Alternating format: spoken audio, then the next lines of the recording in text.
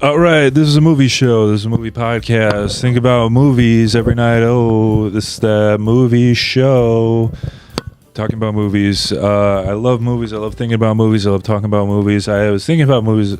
This new phenomenon with movies that I've discovered they call the blank check movie, which for those who don't know is like when a director does progressively well in their career, and then they get the blank check to make whatever movie they want to make, however they want to do it.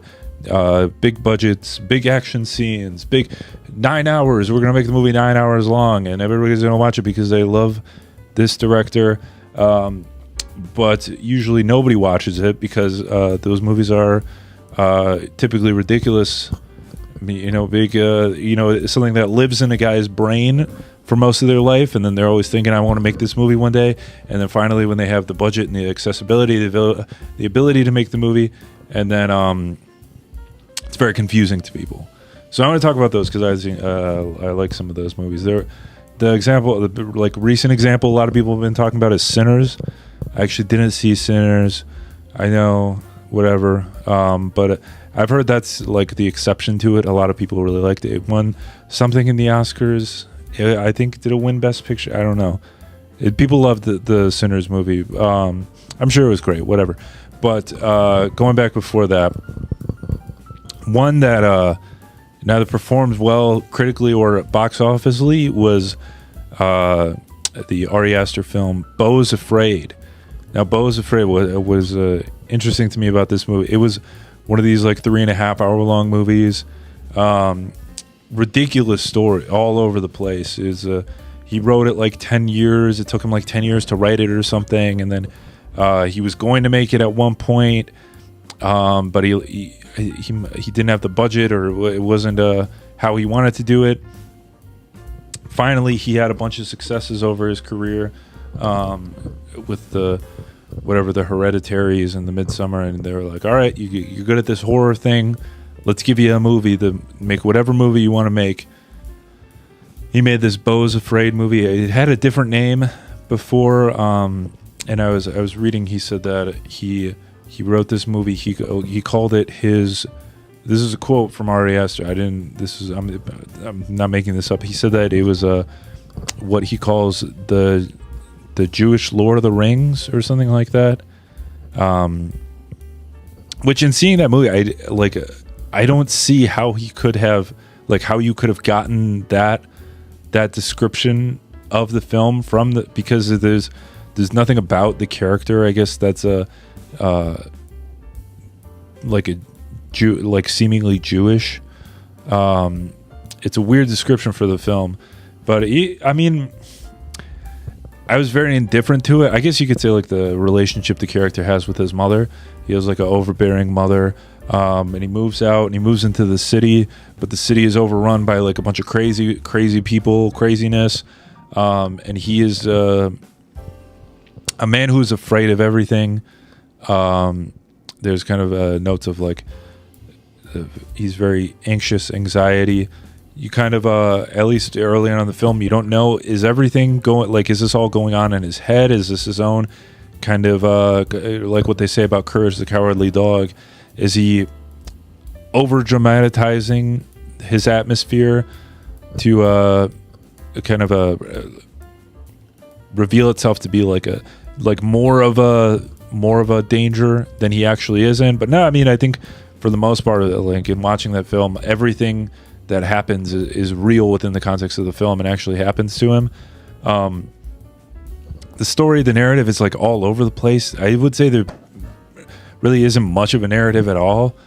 Like the climax scene, he has sex with a lady for the first time, and he's never had sex before because he thinks he's gonna die if he has sex.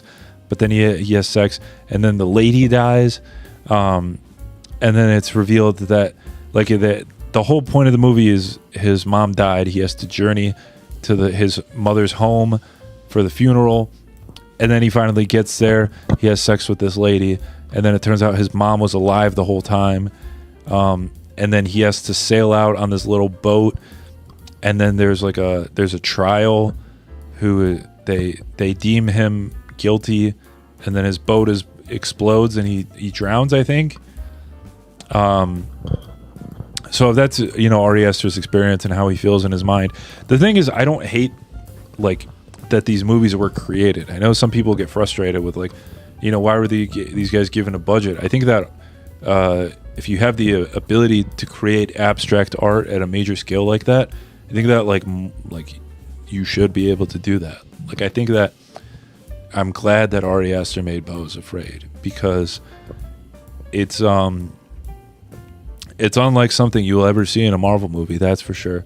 And I think that something like that is like if you have the ability to create art like that, might as well.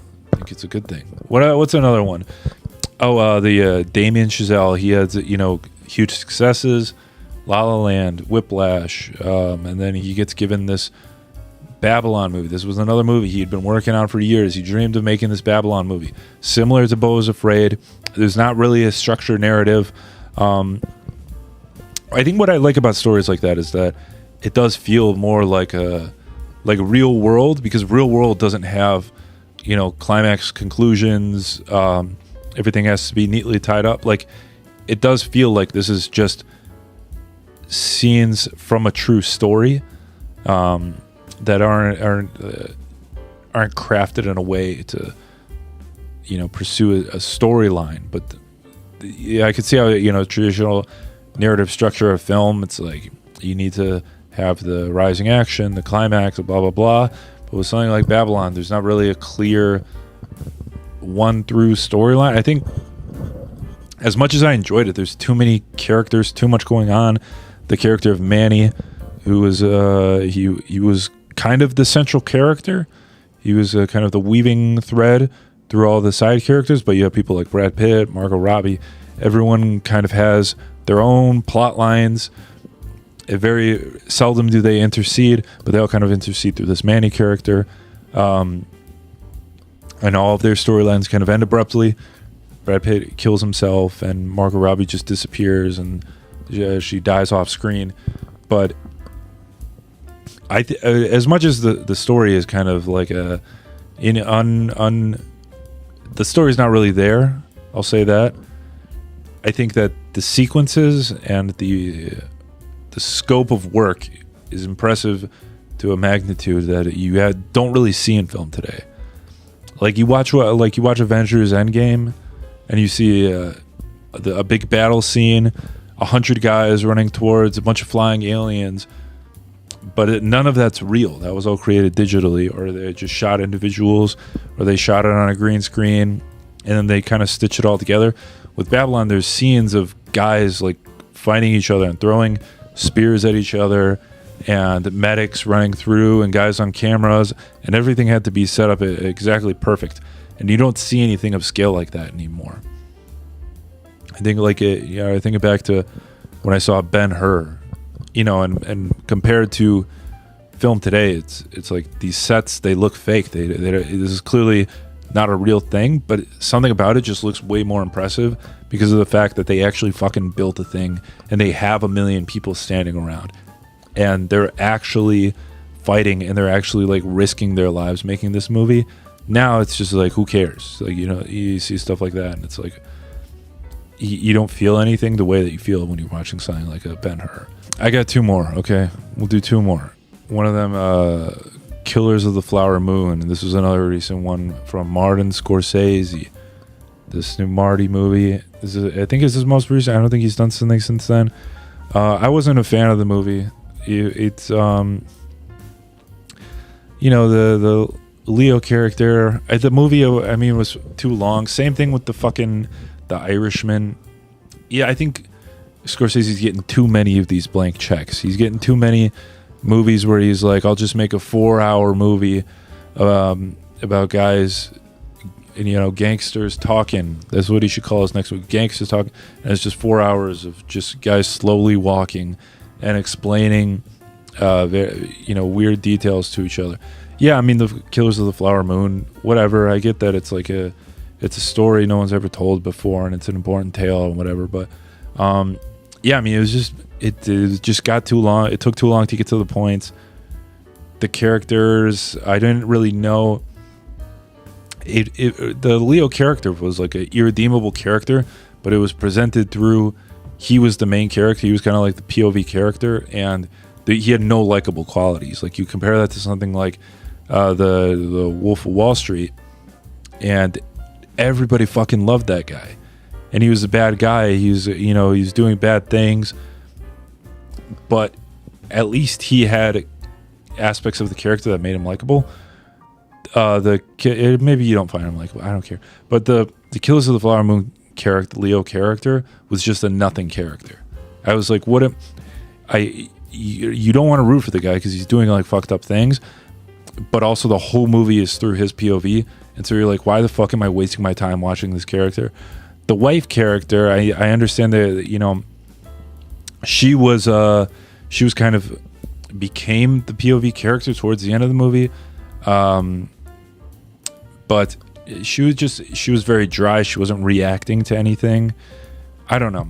I wasn't a fan of the movie. I think there's better movies. I think we should stop giving Martin Scorsese free reign. Just give him some guardrails and tell him, don't do it like that.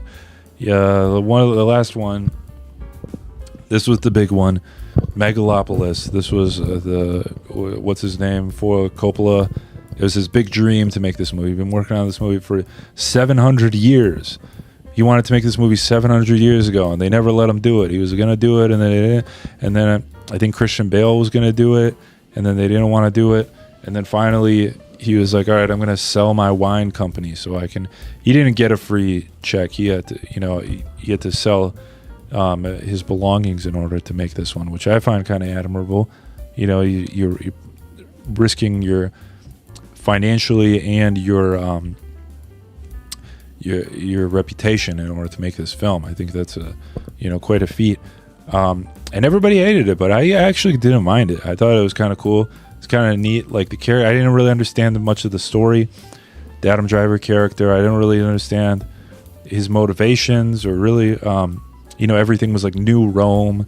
They used a setting of like where this is the new society, but then it was also kind of it was almost like Orson Welles-esque with the Citizen Kane type elements in it. There's this mineral that Adam Driver like invents, and it can do everything, and he builds the city with it, and then he gets shot in the face, and he's able to rebuild his eye with it. And I don't remember what happens in the movie, but I do remember that I liked it. I was a little confused by it, but I was like, I'm glad that this happened. I would hate for a director of that scale to not be able to make the thing that he wanted to make, and is finally able to see it and we get to experience it. Like I said, don't really know what happened in it. He fell in love with the girl, I think, and Shia LaBeouf was there. John Voight gets killed by an arrow or something, or maybe he kills someone with an arrow. I don't know. Shia LaBeouf's like a Nazi. He turns into a Nazi towards the end. Yeah, I mean, whatever. I'm glad it was made, and I'm glad you're watching this if you made it. What's your favorite of these movies? Do you think they should keep letting directors make whatever they want? Do you think they gotta put some guardrails up? Let me know. And hey, think about movies. This is a new theme song. Every night, oh, this is the movie show. Big piece.